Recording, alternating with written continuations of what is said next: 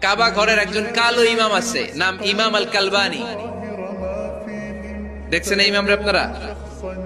লন্ডনে একটা কনফারেন্সে উনি ইন্টারভিউ দিচ্ছিলেন। ওনাকে বলা হলো, কাবার সব ইমাম সাদা ইমাম, আপনি কালো মানুষ, কেমনি ইমাম হইলেন? উনি বললেন, আমার মায়ের বদ্দোয়া আজকে আমাকে কাবা ঘরের ইমাম বানিয়েছে।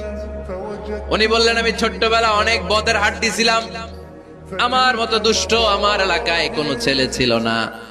মানুষের গালাগালি, মারামারি, দুষ্টামি, ভাঙচুর, চেঁচামেচি, চিৎকার, বিশৃঙ্খলা আমার মতো কেউ বেশি করতে পারতো না। কিন্তু আমার মা ছিল অনেক বড় আল্লাহওয়ালা। আমার মা জানতেন আল্লাহর কাছে দোয়া করার কত বড় পাওয়ার। আমার মা যখন আমার উপর রেগে যেতেন, আমার মা জানতেন রাগের মাথায় বদদোয়া দিলে বদদোয়া কবুল হয়ে যাবে। এজন্য যখনই আমি বেশি দুষ্টামি শুরু করে দিতাম, আমার মা রেগে আমারে বদদোয়া দিয়ে বলতেন, আল্লাহ তোরে হেদায়েত দেখ, আল্লাহ তোরে কাবা ঘরের ইমাম বানায় দে।